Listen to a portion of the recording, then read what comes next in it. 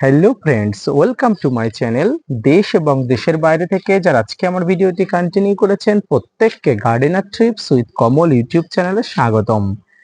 তো ফ্রেন্ডস, আজকে আমি আলোচনা করব বিশেষ কয়েকটি রাসায়নিক সার সম্পর্কে, যে রাসায়নিক সারগুলো কৃষিক্ষেত্রে থেকে শুরু করে ছাদ বাগানে গাছেদের জন্য অত্যন্ত কার্যকরী এবং উপযোগী। যে সারগুলো সম্পর্কে আপনার সাধারণ ধারণা থাকলে সারগুলো কখন প্রয়োগ করতে হবে, এই সার প্রয়োগের ফলে কি কি ফল পাওয়া যাবে, কখন এই সারের প্রয়োগের প্রয়োজন পড়ে এবং এই সার প্রয়োগ করলে কি কি উপকারিতা হয়, সবকিছু আপনার নখদর্পণে থাকবে। তো ফ্রেন্ডস, আপনি যদি ছাদ বাগানি হয়ে থাকেন এবং কৃষিক্ষেত্রে কৃষিকাজ করে থাকেন, তাহলে আজকের ভিডিওটি আপনার জন্য। আজকের ভিডিও থেকে আপনি যে তথ্য পাবেন সেই তথ্য থেকে আপনি আশা করি অনেক উপকৃত হবেন, তাই ভিডিওটি না স্কিপ করে কন্টিনিউ করবেন। আমরা কৃষি জমিতে বা ছাদ বাগানে বিভিন্ন রকম সার ব্যবহার করি, কিন্তু কোন সার ফসলের কি কাজ করে সে সম্পর্কে আমরা জানি না। আবার অনেকে আমরা জানি, কিন্তু যারা জানি না তারা এই সার সম্পর্কে উদাসীন হয়ে থাকে, জানার কোনো আগ্রহ দেখায় না। কিন্তু ফসল বা ফল ভালো উৎপাদন করতে গেলে এই সারগুলো সম্পর্কে জানা অত্যন্ত জরুরি ব্যাপার হয়ে ওঠে। তো ফ্রেন্ডস, আজকের যে সারটি নিয়ে প্রথমেই আলোচনা করব, যেটি সমস্ত কৃষিক্ষেত্রে এক উল্লেখযোগ্য ভূমিকা নিয়ে এসেছে এবং সমস্ত ছাদ বাগানি থেকে শুরু করে কৃষিক্ষেত্রে এর ব্যাপক হারে ব্যবহার হয়, আর সেই সারটির নাম হচ্ছে ইউরিয়া। হ্যাঁ ফ্রেন্ডস, নাইট্রোজেন সমৃদ্ধ একটি সার হলো ইউরিয়া। এটি গাছপালার কাণ্ড ও পত্রের বৃদ্ধি সাধন করে। এই সার গাছপালাকে গাঢ় ও সবুজ করে। এতে নাইট্রোজেন থাকায় পাতা সবুজ কণিকা বা ক্লোরোফিলের অবিচ্ছেদ্য অংশ উদ্ভিদের প্রোটিন উৎপাদনে এটি সাহায্য করে।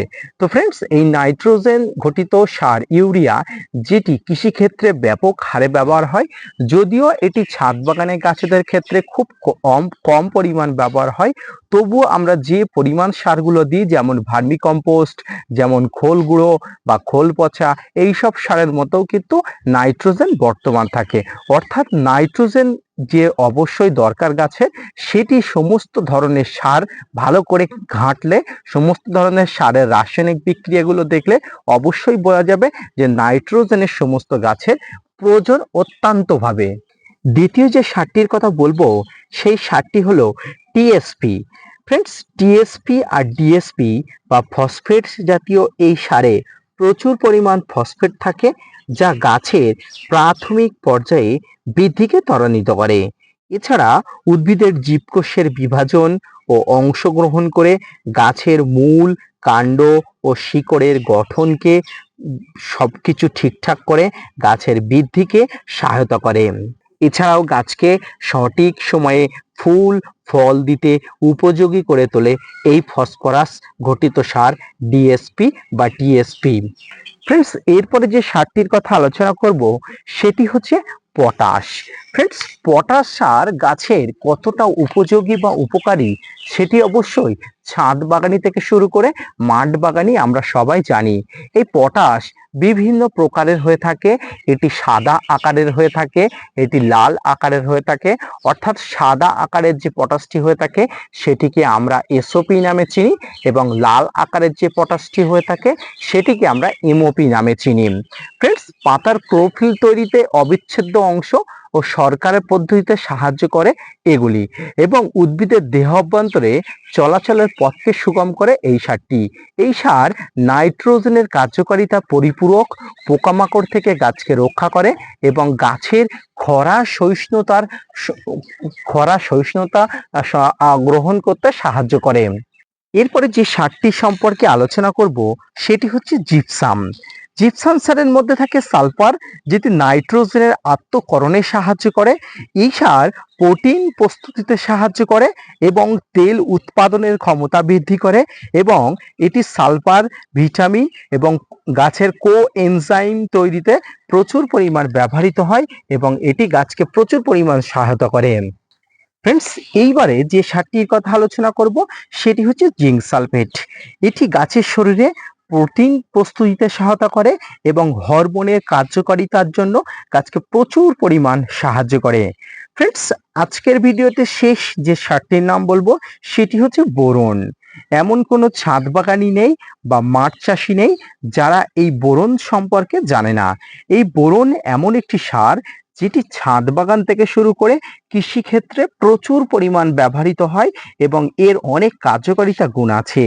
এই বোরন সাধারণত ব্যবহৃত হয় ফলের আকার আকৃতি ঠিক করার জন্য, ফল যাতে ঝরে না পড়ে, গুটি যাতে ঝরে না পড়ে, ফুল যাতে পরাগরেণু উৎপাদন করে বেশি করে, গাছে যাতে প্রচুর পরিমাণ ফুল আসে এবং ফুলগুলো যাতে ড্রপ না হয়ে যায়, ফলের আকৃতি যাতে ঠিক থাকে, সেই জন্য এই বোরন ব্যবহার করা হয়।